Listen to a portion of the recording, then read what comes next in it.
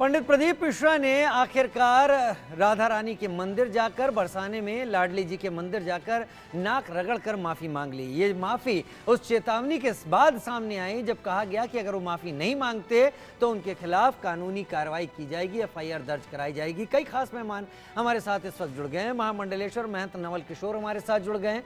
महामंडलेश्वर योगी हितेश्वर नाथ हमारे साथ जुड़ गए हैं धर्मगुरु के तौर पर। साध्वी गीतांबा माँ हमारे साथ जुड़ गई हैं। साध्वी विश्वरूपा हमारे साथ जुड़ गई हैं। स्वामी आनंद जी हमारे साथ जुड़ गए हैं। आचार्य चंद्रांशु महाराज हमारे साथ जुड़ गए हैं। स्वामी दयानंद जी महाराज धर्मगुरु के तौर पर हमारे साथ जुड़ गए हैं।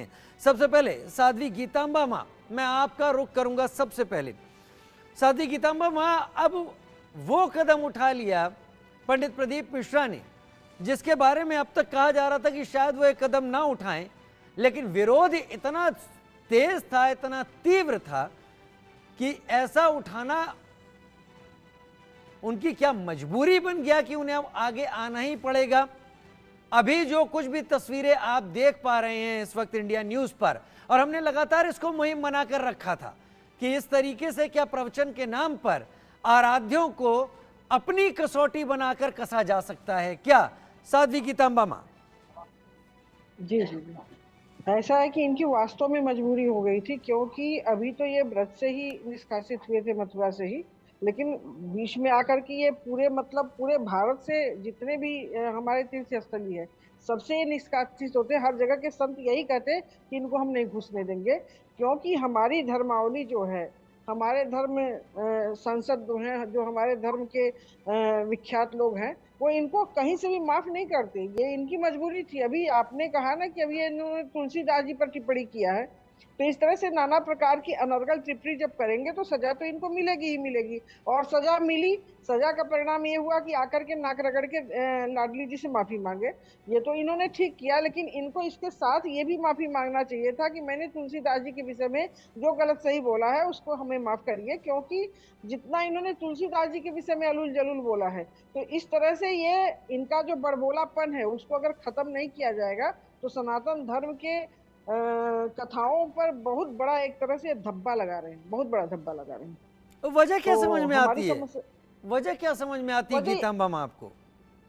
ये हाईलाइट होना चाहते हैं। हाईलाइट होने के लिए ये कुछ भी बोल सकते हैं। ऐसी चीज बोलेंगे जो समाज में है ही नहीं है, जो इतिहास में है ही नहीं है, जो हमारे किताबों में है ही नहीं, जो हमारे पुराणों में है नहीं।